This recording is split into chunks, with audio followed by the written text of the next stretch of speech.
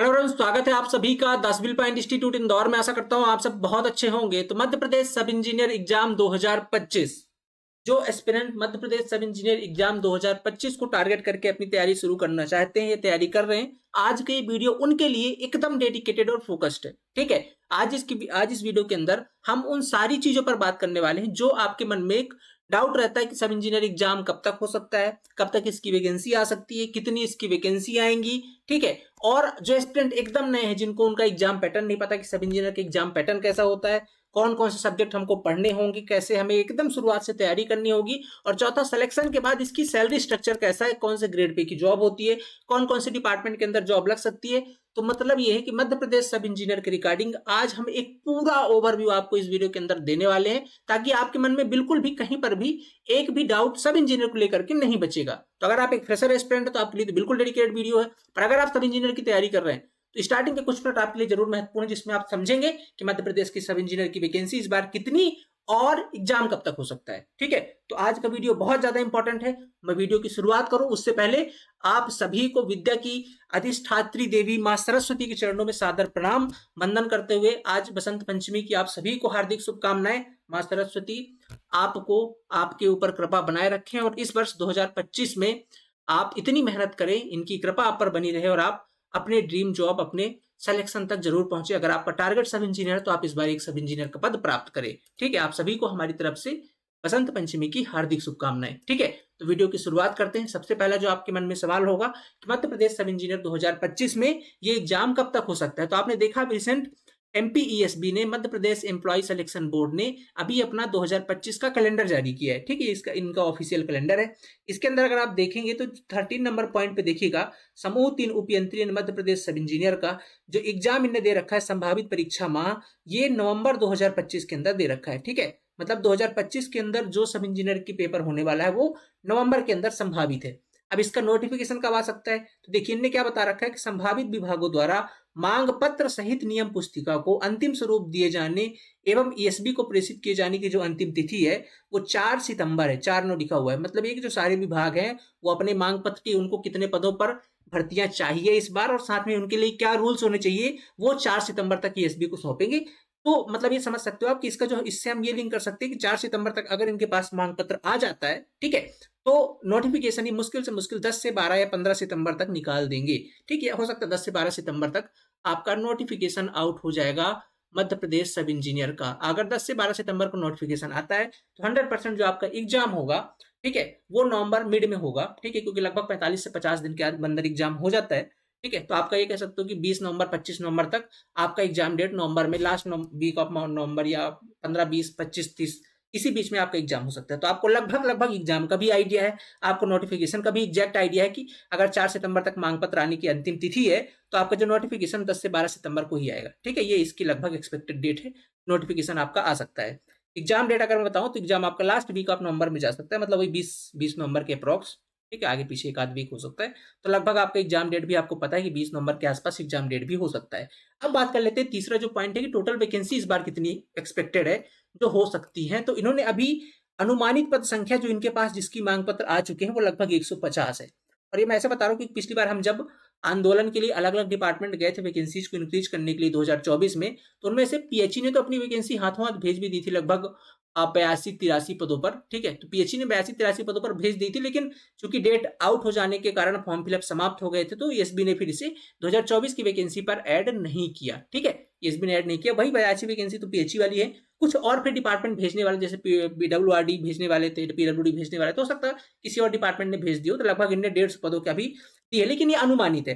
अभी जो फाइनल मांग पत्र होगा जो डिपार्टमेंट के द्वारा भेजा जाएगा वो 4 सितंबर 2025 तक है। और चूंकि हम पिछली बार हर डिपार्टमेंट जा चुके हैं तो वहां से जो हमें जानकारी मिली कि बहुत सारे पद जो है तो रिटायरमेंट होने वाले हैं सब इंजीनियर के, तो निश्चित संख्या है कि अभी ये जो 150 की संख्या आपको यहाँ पास दिखाई दे रही है, ये निश्चित तौर पर इस बार बढ़ के ही आएगी, इससे कम नहीं आएगी। मतलब इतना तो कन्फर्म है, पर ठीक ठाक संख्या हो सकता है 300 350 पद भी इसके अंदर, ये 400 पद आपको देखने को मिल जाए सब इंजीनियर, क्योंकि 2025 में बहुत सारे पद रिटायरमेंट के कगार पर हैं अभी। ठीक है, तो आपको एमपी सब इंजीनियर में 2025 के अंदर ठीक ठाक स्कोप देखने को मिल रहा है। अगर आप इसके लिए डेडिकेटेड तैयारी कर रहे हैं तो आपका लक्ष्य बना लीजिए। अभी आपके पास लगभग 8 से 9 महीने का समय है, बहुत बढ़िया समय है। ये मानिए कि अगर आप एकदम शुरुआत से तैयारी कर रहे हैं तो सब इंजीनियर के लिए एकदम परफेक्ट टाइम है। और आज बसंत पंचमी के दिन भी एकदम परफेक्ट समय है, आप अपनी तैयारी शुरू कर सकते हैं। तो आपको सब इंजीनियर की वैकेंसी का आइडिया लग चुका है, एग्जाम डेट का आइडिया लग चुका है और नोटिफिकेशन का आइडिया लग चुका है। ठीक है, अब चलते हैं जो एकदम फ्रेशर एस्पिरेंट हैं, जिनको थोड़ा सा डाउट रहता है कि सर सब इंजीनियर की तैयारी करनी कैसे है, क्या इसका एग्जाम पैटर्न रहता है। तो अगर बात करूं अब तक जो सब इंजीनियर एग्जाम लेता है और भविष्य में भी ऐसे ही लेंगे, टोटल 200 नंबर का ये एक पेपर लेते हैं। ठीक है, 200 नंबर का एक पेपर यहाँ पास आप देख सकते हैं, सिर्फ एक पेपर होता है, कोई माइनस मार्किंग नहीं, आप 200 में से 200 अटेम्प्ट कर सकते हो, किसी भी प्रकार की कोई माइनस मार्किंग नहीं होती है। समय आपके पास 3 घंटे का होता है। ठीक है, पेपर के अंदर 3 घंटे का समय होता है, किसी प्रकार की माइनस मार्किंग नहीं होती है और 200 नंबर का आपका पेपर होता है। ये 200 नंबर का पेपर जो होता है 2 पार्ट के अंदर डिवाइडेड होता है, जिसमें पार्ट ए जो होता है वो नॉन टेक्निकल होता है। ठीक है, पार्ट ए आपका नॉन टेक्निकल जो 100 नंबर होते हैं नॉन टेक्निकल के, और पार्ट बी जो है आपका, ये आपका आपके टेक्निकल विषय से होता है। अगर आप सिविल इंजीनियरिंग है तो टेक्निकल सिविल मान लीजिए, अगर आप इलेक्ट्रिकल है तो इलेक्ट्रिकल मान लीजिए, मैकेनिकल है तो मैकेनिकल मान लीजिए। ठीक है, तो टेक्निकल सिविल के होते हैं आपके 100 क्वेश्चन। ठीक है, टेक्निकल सिविल के 100 क्वेश्चन। जो पार्ट ए है आपका, उसके अंदर आपके टोटल 7 सब्जेक्ट आते हैं, जिसमें जनरल नॉलेज वाला पोर्शन है, जिसे अपन सामान्य ज्ञान कहते हैं। यहाँ से लगभग करंट और कुछ इंडिया करंट रिलेटेड क्वेश्चन पूछे जाते हैं। इसका जो वेटेज होता है ये अप्रॉक्स 14 क्वेश्चन के आसपास होता है, 14 से 15 आगे भी पीछे वेरी करता रहता है। फिर दूसरा आपका है जनरल हिंदी वाला पोर्शन। ठीक है, ये भी लगभग 14 क्वेश्चन आते हैं यहाँ से। ठीक है, फिर होता है आपका जनरल इंग्लिश वाला पोर्शन। ठीक है, जनरल इंग्लिश वाला पोर्शन यहाँ से भी लगभग 13 से 14 क्वेश्चन आते हैं। ठीक है, इसके बाद है आपका, ठीक है, इसके बाद है आपका जनरल मैथमेटिक्स, या इसे एप्टीट्यूड बोल सकते हैं अपन। ठीक, इस समय खैर एप्टीट्यूड ही आता है, पहले इसे मैथमेटिक्स क्योंकि कुछ टॉपिक पहले अलग आते थे, पर इस समय जनरल एप्टीट्यूड आता है। इसके बाद आता है आपका जनरल रीजनिंग वाला पोर्शन। ठीक है, जनरल रीजनिंग है। फिर 5th नंबर पे आपका general science and general computer. ठीक है, साइंस एंड कंप्यूटर, तो लगभग 14 और जैसे अब कभी कभी ऐसा होता है कि यहाँ से 15 क्वेश्चन आ गए, हिंदी से 15 आ गए, बाकी सबसे 14 पंद्रह 70 और 15 दूने 30, मतलब 100 क्वेश्चन आगे पीछे 1-2 क्वेश्चन होता रहता है। अप्रॉक्स आप मान सकते हो 14 क्वेश्चन हर एक सब्जेक्ट से आते हैं। ऐसे मिलाकर के जो पार्ट ए है, पार्ट ए के अंदर 7 सब्जेक्ट हैं। जनरल अवेयरनेस है, जनरल हिंदी है, जनरल इंग्लिश है, जनरल एप्टीट्यूड है, जनरल रीजनिंग है, जनरल साइंस है और जनरल कंप्यूटर है। ऐसे मिला के टोटल 7 सब्जेक्ट हैं, जहां से 100 क्वेश्चन। और बाकी जो पार्ट बी यहाँ से टेक्निकल सिविल की अगर बिहाफ में बात करूं तो पूरा सिविल इंजीनियरिंग आपको पढ़ना है। आप कहें सर पूरा मतलब क्या होता है, सिविल इंजीनियरिंग तो बहुत बड़ा स्ट्रीम है, कोई तो सब्जेक्ट होंगे फिक्स। तो एक काम करता हूँ, मैं आपको ना एनालिसिस ही दिखा देता हूँ। ठीक है, यहाँ पास आप देख सकते हैं सिविल इंजीनियरिंग 100 क्वेश्चन आते हैं। एक बार मैं आपको इसका प्रॉपर एनालिसिस दिखा देता हूँ। ये 2022 के सभी शिफ्टों का एनालिसिस है हमारे पास। टोटल 15 सब्जेक्ट से आपके क्वेश्चन 2022 के अंदर देखे गए थे, 15 सब्जेक्ट सिविल इंजीनियरिंग से। ठीक है, और लगभग वैसे ही मान सकते हो आप, लगभग 15 सब्जेक्ट। अब इसको चूंकि हमने कंबाइन कर रखा है, मोटा माटी वही 12 से 15 सब्जेक्ट है जो सिविल इंजीनियरिंग में पूछे जाते हैं। जैसे फ्लूइड मैकेनिक्स आपको पढ़ना है, strength of material, surveying, estimation and costing, QSC, concrete technology. ठीक है, एंड आपका आरसीसी हो गया, फिर बिल्डिंग मटेरियल हो गया, बिल्डिंग कंस्ट्रक्शन हो गया, hydrology, irrigation, soil mechanic, steel structure, environmental engineering और हाईवे इंजीनियरिंग। ठीक है, तो हाईवे बोलो, इसको अपन ट्रांसपोर्ट बोल सकते हैं, क्योंकि कुछ कुछ क्वेश्चन इस समय रेलवे के भी आ रहे हैं, तो इसको अपन ट्रांसपोर्ट बोल सकते हैं। ठीक है, इस तरीके से आपका जो पूरा सिलेबस है लगभग 15 सब्जेक्ट के अंदर डिवाइडेड होता है। अब हर सब्जेक्ट का वेटेज आगे पीछे हो सकता है। ईएसबी जो एग्जाम लेता है उसके अंदर कोई पहले से प्रेडिक्ट नहीं कर सकता कि इस सब्जेक्ट से इतने क्वेश्चन आते हैं या पिछला ट्रेंड है। कभी भी किसी सब्जेक्ट से उठा के ज्यादा क्वेश्चन पूछ लिया, आप यहाँ पर शिफ्ट देख सकते हैं। ठीक है, कंक्रीट टेक्नोलॉजी के 6 नवंबर को पहली शिफ्ट में 21 क्वेश्चन, दूसरी शिफ्ट में 28 क्वेश्चन, फिर इसके बाद 7 नवंबर को पहली शिफ्ट में 15, फिर बाकी शिफ्ट में क्वेश्चन आए ही नहीं इनसे। तो ऐसे ही अनप्रिडिक्टेबल एग्जाम आप कह सकते हो इसको। आपको वो सारी चीजें इसके अंदर पढ़नी है, सारे के सारे सब्जेक्ट को अच्छे से पढ़ना है, क्योंकि अभी आपके पास समय है। और अगर आप 100% अपना सिलेक्शन चाहते हैं तो आपको सारी चीजों पर अपनी कमांड बनानी पड़ेगी, तभी आप मध्य प्रदेश सब इंजीनियर के अंदर आप अपनी कमांड बना सकते हैं। ठीक है, अभी आपके पास 8 से 9 महीने का समय है, तो ये परफेक्ट टाइम है अपनी तैयारी को शुरू करने का और 8 से 9 महीने डेडिकेटेड तैयारी करने का। ठीक है, तो सबसे पहले अगर बात करूं, आपको समझ में आ गया कि भाई 15 सब्जेक्ट आपको टेक्निकल के अंदर पढ़ने, नॉन टेक्निकल के अंदर 7 पढ़ने, टोटल हो गए हमारे 22 सब्जेक्ट। इन 22 सब्जेक्ट से बनेंगे 200 क्वेश्चन, और ये 200 क्वेश्चन में से कितने नंबर चाहिए आपको सिलेक्शन के लिए, थोड़ा इसको भी समझ लेते हैं। ठीक है, मतलब प्रीवियस ईयर का जो कट ऑफ है वो सिलेक्शन के लिए क्या कहता है। ठीक है, प्रीवियस ईयर का जो कट ऑफ है वो सिलेक्शन के लिए क्या कहता है, थोड़ा सा उसको समझ लेते हैं। ठीक है, तो एकदम मैं अगर रिसेंट बात करूं 2024 का कट ऑफ, अभी जो 2024 का पेपर अभी हुआ है उसका रिजल्ट आया है, उसमें जो अनरिजर्व्ड कैटेगरी का सिलेक्शन हुआ है वो 146 नंबर पर हुआ है। 146 पर अनरिजर्व्ड कैटेगरी का सिलेक्शन हुआ है। और अगर मैं ये चीज 2022 के अंदर बात करूं, जब एक मेजर रिक्रूटमेंट हुई थी आपकी सिविल इंजीनियरिंग की लगभग 2000 वैकेंसीज पर, तब हमारे पास unreserved category cut off 144 point कुछ, ये मान लो 144 नंबर ही था। चलो मोटा माटी 145 मान लो आप। ठीक है, 145 नंबर, पॉइंट में कुछ था तो 145 नंबर। तो अनरिजर्व्ड के 145 नंबर 2022 में था और अभी 146 गया हुआ, जबकि वैकेंसी आपकी लगभग 250-300 थी। उसमें सब इंजीनियर की तो थी भी नहीं ज़्यादातर, है ना, बहुत अलग अलग पोस्ट थी, समयपाल वगैरह की थी, टाइम कीपर वगैरह की, मानचित्रकार की। ठीक है, तो अप्रॉक्स अगर मैं आपको आइडिया दूँ, चूंकि हर साल कंपटीशन इंक्रीज होता है, तो अगर आप एक अनरिजर्व्ड कैटेगरी के एस्पिरेंट हैं, ठीक है, अनरिजर्व्ड कैटेगरी के एस्पिरेंट हैं, तो आपके लिए 150 नंबर एक सेफ स्कोर हो सकता है। अब ये बहुत सारे फैक्टर पर भी डिपेंड करता है, ये तो मैं जस्ट एक आइडिया दे रहा हूँ कि बहुत सारे फैक्टर पे डिपेंड करता है, जैसे आपका पेपर का लेवल कैसा है, ठीक है, पेपर का लेवल कैसा है, दूसरा कि नंबर आप पोस्ट कितनी है, क्योंकि जितने नंबर आप पोस्ट होते हैं उतने ज़्यादा एस्पिरेंट इसमें क्वालिफाई करते हैं, उतने ज़्यादा एस्पिरेंट एग्जाम देते हैं और कंपटीशन उतना बढ़ता है, ठीक है। तीसरा डिपेंड करेगा कि वैकेंसी भी कितनी ज़्यादा, कम वैकेंसी रहेगी थोड़ा सा कट ऑफ ठीक ठाक ही रहता है, ज़्यादा वैकेंसी रहती तो भी कट ऑफ, मतलब वैकेंसी के पर भी डिपेंड करता है, पेपर का लेवल पे डिपेंड करेगा, नंबर आप पोस्ट पे डिपेंड करेगा। बट अगर मैं एवरेज आइडिया दूं आपको, तो अगर आप 150 टारगेट कर रहे हैं, तो आपके एक सेफ स्कोर मान सकते हैं मध्य प्रदेश सब इंजीनियर में 2025 में सिलेक्शन को लेकर के। बट आपको टारगेट इतना नहीं करना है, टारगेट आपको कम से कम 160 करना है, ठीक है, ताकि आप एकदम सेफ रहें, एक दो नंबर से भी नहीं हटके। तो आप 160 में से आपको अपना मनचाहा डिपार्टमेंट मिल सकता है। जैसे अब डिपार्टमेंट बहुत सारे प्रकार के होते हैं इसमें, ठीक है, मैं आपको एक बार डिपार्टमेंट के बारे में बता दूं, ठीक है, डिपार्टमेंट्स के बारे में, ठीक है। तो देखो भाई, डिपार्टमेंट की अगर मैं बात करूं, तो लगभग अभी जो वैकेंसीज आती हैं 4-5 डिपार्टमेंट के अंदर मेजर रिक्रूटमेंट आपको देखने को मिलता है। पहला तो अपना पीडब्ल्यूडी डिपार्टमेंट है, दूसरा हमारा पीएचई डिपार्टमेंट है, तीसरा हमारा डब्ल्यूआरडी डिपार्टमेंट है और चौथा हमारा है आरईएस डिपार्टमेंट, ठीक है। इसके अलावा भी होते हैं, यूएडीडी होता है, ठीक है, और लास्ट वाला होता है हमारा एमपी पुलिस हाउसिंग बोर्ड, ठीक है, या एमपी हाउसिंग बोर्ड बोलते हैं। पुलिस डिपार्टमेंट एक अलग ही हो गया, एमपी हाउसिंग बोर्ड बोल सकते हो, ठीक है। इनके अंदर लगभग थोड़ी थोड़ी वैकेंसी होती है, और जो मेजर है हमारी, मेजर आपको देखने को मिलती है इन 4-5 के अंदर, ठीक है। ये जो 4-5 डिपार्टमेंट्स है, इनके अंदर आपको मेजर वैकेंसीज देखने को मिलती हैं। अब जो इसमें सबसे बढ़िया डिपार्टमेंट माना जाता है वो पीडब्ल्यूडी को माना जाता है। वैसे तो सभी डिपार्टमेंट अपने में अच्छे हैं, और जो सबसे बढ़िया है, सबसे ज़्यादा जो कट ऑफ जाती है वो पीडब्ल्यूडी की जाती है। तो अगर आपको यहाँ पास क्वालिफाई करना है, तो आपको लगभग 160 प्लस स्कोर करना पड़ेगा अनरिजर्व्ड के अंदर, तभी आपको यहाँ पास सीटें मिल सकती है।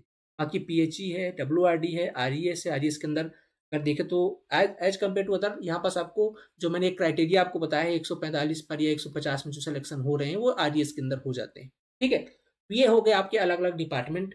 अब इन डिपार्टमेंट्स में आप अपने प्रेफरेंस के हिसाब से चूज कर सकते हैं आने के बाद, वैकेंसी आने के बाद, ठीक है। तो मैंने आपको डिपार्टमेंट का भी आइडिया दे दिया, भाई ये डिपार्टमेंट्स आपके देखने को मिलते हैं। अब चूंकि इस बार कौन कौन से डिपार्टमेंट, जरूरी नहीं हर बार सारे डिपार्टमेंट में वैकेंसी आए, ठीक है। जैसे इस बार पीएचई का आना कंफर्म है, क्योंकि पीएचई ने तो वैकेंसी पहले ही भेज दी थी, ठीक है। अब आरईएस की भी आना कंफर्म, क्योंकि आरईएस ने वैकेंसी भेजने ही वाले थे। तो लगभग कोर डिपार्टमेंट में जो पिछली बार वैकेंसीज नहीं दी थी, जिन्होंने, जैसे पीडब्ल्यू ने नहीं दी थी पिछली बार, तो इस बार उनकी वैकेंसी अच्छी खासी आने की संभावना है, ठीक है। तो ये तो हो गए आपके डिपार्टमेंट, आपको कट ऑफ भी पता चल चुका है, आपको एग्जाम पैटर्न पता चल चुका है, ठीक है। अब आपको इस सब इंजीनियर के बारे में सारी जानकारी हो चुकी है। मैं समझता हूं कि आपको सारे डिपार्टमेंट्स के भी बारे में पता चल चुका है। अब थोड़ा सा, हाँ, एक मन में और डाउट रहता है, सर अगर सिलेक्शन हो ही गया तो थोड़ा सा सैलरी स्ट्रक्चर भी बता ही दीजिए, थोड़ा मोटिवेशन रहेगा। बहुत सारे एस्पिरेंट का मोटिवेशन सैलरी और बहुत जरूरी भी है, ठीक है। तो अगर मैं बात करता हूँ सैलरी स्ट्रक्चर की, तो जो सब इंजीनियर का ग्रेड पे चलता है वो होता है हमारा 3200 ग्रेड पे, ठीक है, 3200। ये 3200 ग्रेड पे, कुछ डिपार्टमेंट में ये ग्रेड पे हमारा 3600 भी चलता है। जैसे आरईएस के अंदर ही 3600 चलता है, कुछ डिपार्टमेंट 3200, कुछ डिपार्टमेंट में 3600, डिपेंड करता है जिसमें होगा, सैलरी में थोड़ा बहुत अंतर आता है, ठीक है। अभी जो 3200 ग्रेड पे होता है, इसका बेसिक पे होता है 34,800 या 32,600 होता है शायद, अभी कंफर्म नहीं मुझे, हाँ लगभग इतना ही होता है, मान लो 34,800 करीबन, ठीक है। ये इनका बेसिक पे होता है, ठीक है। इसके बाद अभी जो डियरनेस अलाउंस, जिसको अपन लोग बोलते हैं महंगाई भत्ता, ठीक है, महंगाई भत्ता या डियरनेस अलाउंस, ये मध्य प्रदेश में अभी चल रहा है 46%। मध्य प्रदेश में, सेंट्रल में 50 क्रॉस कर चुका है, अभी जो मध्य प्रदेश के अंदर चल रहा है वो 46% का, मतलब इस 34,800 का आपको 46% और ऐड होगा इसके अंदर। तो आप मोटा माटी मान लीजिए 50% ही, ठीक है। तो 34,000 16,000, मोटा माटी 46% हो गया। तो आपकी जो सैलरी बन गई, यहाँ बन गई 50 की, ठीक है, 50,000। अब इसके बाद भी आपके जुड़ते हैं ट्रैवल अलाउंस, ठीक है, ट्रैवल अलाउंस, ठीक है, और भी थोड़ा बहुत इधर उधर के पक्ष जुड़ते हैं, ठीक है, जैसे एचआरए हो गया, house rent allowance, home rent allowance, ठीक है। ये सब ऐड करके जो आपकी सैलरी, अब होम रेंट अलाउंस डिपेंड करता है सिटी पे कितनी, 7-8 हज़ार के अप्रॉक्स मिलती है। तो ऐसे वैसे मिला करके सारा अगर कैलकुलेट करिएगा, तो आपकी जो सैलरी जाती है वो 55 से 60 हज़ार के बीच में करती है। 60 हज़ार रुपये आपकी लगभग ग्रॉस सैलरी होती है, ठीक है, 60 हज़ार के आसपास आपकी ग्रॉस सैलरी होती है। अब ये 60,000 में आपको पूरी नहीं मिलती क्योंकि इसमें कुछ कट जाती है, जैसे आपका एनपीएस कटता है, नेशनल पेंशन स्कीम, लगभग 12% आसपास कट जाता है। तो आपको लगभग 50 से 55,000 रुपए पहले महीने से इन हैंड मिलते हैं। पर एमपी में से रूल था 70-80% का, तो उसमें थोड़ा कम मिलते हैं। बट जब आप पहली सैलरी स्ट्रक्चर पे आ जाते हो, लगभग 50 से 55,000 रुपए आपके महीने में आने लग जाते हैं। ये तब है जब हमारा अभी 7th पे कमीशन चल रहा है। ध्यान दीजिएगा, 7th पे कमीशन चल रहा है, ठीक है। ये तब की सैलरी है। लेकिन आप अच्छे तरह से जानते होंगे अभी चूंकि सेंट्रल के अंदर हमारा अभी 8th पे कमीशन आने वाला है, ठीक है, और वो साइमल्टेनियसली साथ में ही लागू होता है स्टेट के अंदर भी। आफ्टर 8th पे कमीशन ये सैलरी बहुत ज़्यादा इंक्रीमेंट होने के चांसेस हैं, अभी जैसा आंकड़ा लगाया जा रहा है, ठीक है, कि जो 50 से 60,000 जिनकी सैलरी है, क्योंकि अभी जो एक फैक्टर यूज करते हैं वो कैलकुलेट करने का, अभी 1.78 के अप्रॉक्स चल रहा है, उसको सोच रहे हैं कि वो लगभग 2 के आसपास हो सकता है, 2 से भी ज़्यादा हो जाए। तो 8th पे कमीशन में आप उम्मीद लगा सकते हो कि जो ये 60,000 की सैलरी है आपकी, ये जा करके 80 से 90,000 तक जा सकती है। अगर 80 से 85,000 के अप्रॉक्स जा सकती है मध्य प्रदेश सब इंजीनियर की, जितनी उम्मीद लोगों को 8th पे कमीशन से है, अगर ये उतना दे पाते हैं तो, अगर गवर्नमेंट इतना देती है तो उम्मीद है कि ये सैलरी आपकी 80,000 के आसपास पहुंच जाएगी सब इंजीनियर की। ये तो हो गया भैया सैलरी स्ट्रक्चर, ये इसमें भी कोई डाउट आपको नहीं है, सैलरी भी आपको बहुत अच्छे से समझ में आ गई है। अप्रॉक्स यही होगा, एकदम कैलकुलेट 1000-2000 आगे पीछे हो गया, बाकी सैलरी यही है, ठीक है। तो ये आपके 8th पे कमीशन के अकॉर्डिंग लोगों को उम्मीद है कितनी सैलरी जा सकती है, ठीक है। तो मतलब ये कि सैलरी स्ट्रक्चर भी बहुत बढ़िया है सब इंजीनियर का। और सबसे अच्छी बात ये है कि एक सिंगल पेपर देना है, कोई पंचायत नहीं है, केवल एक सिंगल एग्जाम देना है, ठीक है। इसके बाद एक सिंगल एग्जाम मतलब 200 नंबर का जो पेपर है, ये 200 नंबर के पेपर में आप कितना बेहतर स्कोर करते हैं उस पर डिपेंड करेगा आपका सिलेक्शन कैसे होना है, ठीक है। मैंने आपको कट ऑफ बता दिया, टारगेट 160 का है, कोई माइनस मार्किंग है नहीं, नॉन टेक्निकल है, टेक्निकल है, 8 से 9 महीने का समय है।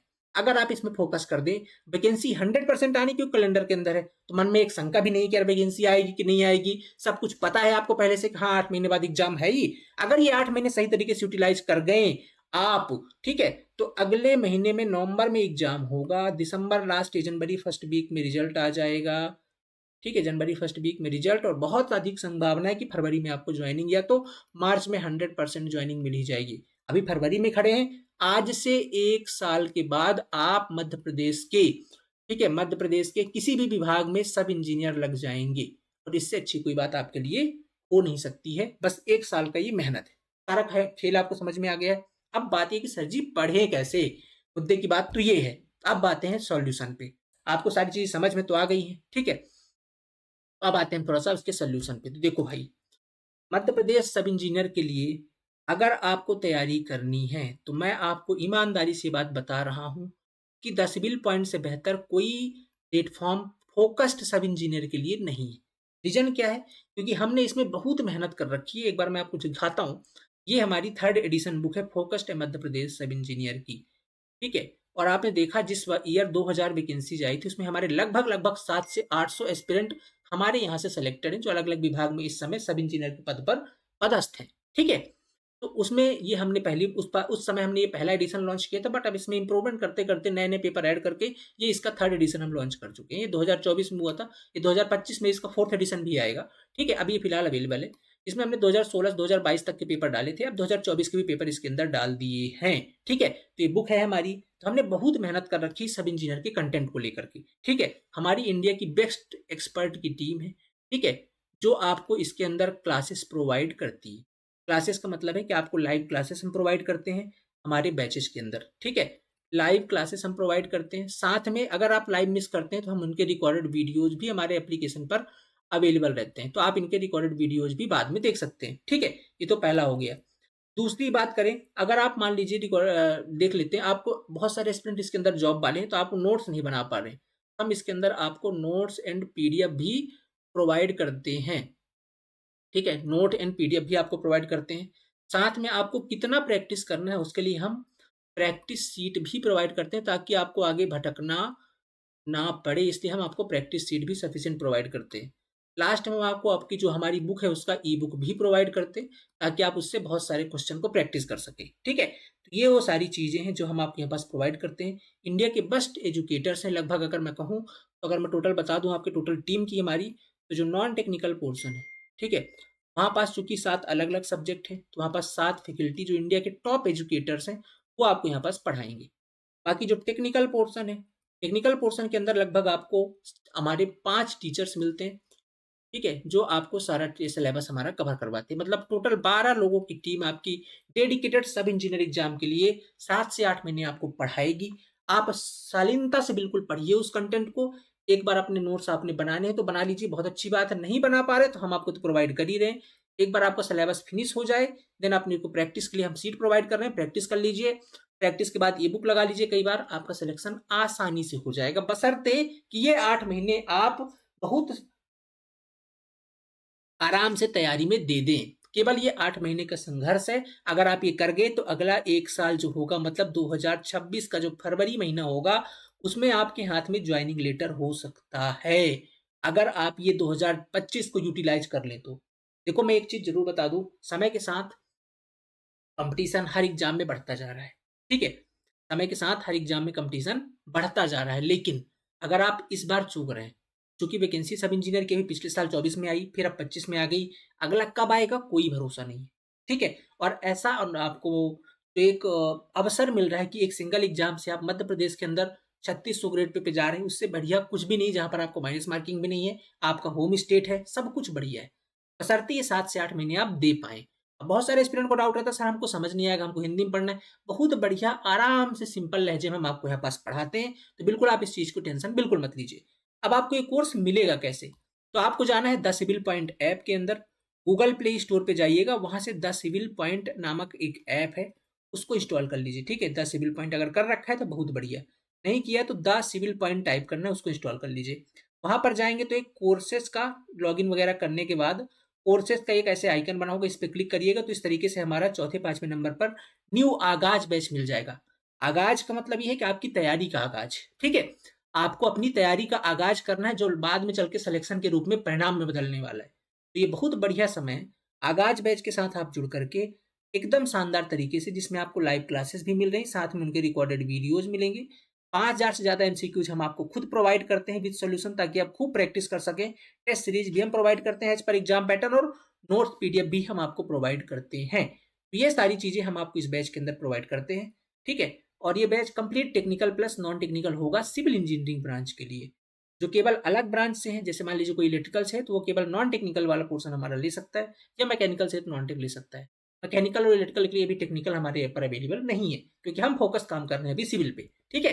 तो सिविल इंजीनियरिंग वाले एस्पिरेंट अब बिल्कुल परेशान मत हो, ये समय हम 8 महीने मेहनत करने का है। अगर हम कर लेते हैं, हम कंटेंट आपको देंगे, अगर आप सिर्फ पढ़ने में मेहनत कर लेते हैं, कंटेंट की जवाबदारी हमारी है, तो निश्चित तौर पर अगला जो 2026 का वर्ष होगा वो आपके शुरुआती वर्ष महीने सिलेक्शन के होंगे, ये गारंटी है, ठीक है। बाकी अब एक चीज और बता दूं, चूंकि आज है बसंत पंचमी, माँ सरस्वती का दिन है, ठीक है। तो बसंत पंचमी के शुभ अवसर पर आज आप सभी को हमारे द सिविल पॉइंट ऐप पर इस आगाज बैच में एक स्पेशल ऑफर भी मिल रहा है, ठीक है। स्पेशल ऑफर कितने परसेंट का? मैक्सिमम ऑफ है।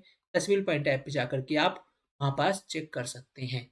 अब इसके बाद भी आपको कोई डाउट है, कोई शंका है, जिसकी निदान इस वीडियो में नहीं हो पाया है, तो ये हमारे कॉलिंग नंबर्स हैं, ठीक है। 9340888429 या 9179417400। इन पे आप बेझिझक कॉल कर लीजिए, हमारी टीम आपसे जुड़ेगी और आपको प्रॉपर गाइड करेगी कि इस एग्जाम के लिए आप कैसे तैयारी कर सकते हैं। तो आशा करता हूं आपको सारी चीजें बहुत अच्छे समझ में आ गई है। और कोई डाउट हो तो वीडियो के कमेंट बॉक्स में बताइए, हम उसे नेक्स्ट वीडियो के अंदर जरूर लेके आएंगे। तब तक के लिए जय हिंद। वो मेहनत कीजिए, पढ़ते रहिए। अगला वर्ष आने वाला 2025 को जिस प्रकार आपने शुरुआत करनी है एकदम तैयारी से, ठीक है, 2026 आपके सिलेक्शन का वर्ष होगा, ठीक है। तो आशा करता हूँ आपको सारी चीज समझ में आ गई है। एक बार फिर से माँ सरस्वती की असीम अनुकंपा आप पर हमेशा बनी रहे, ठीक है। और अंत में आप सभी को एक बार फिर बसंत पंचमी की हार्दिक शुभकामनाएं, ठीक है। मिलते हैं नेक्स्ट लेक्चर के अंदर, तब तक के लिए thank you so much, have a nice day.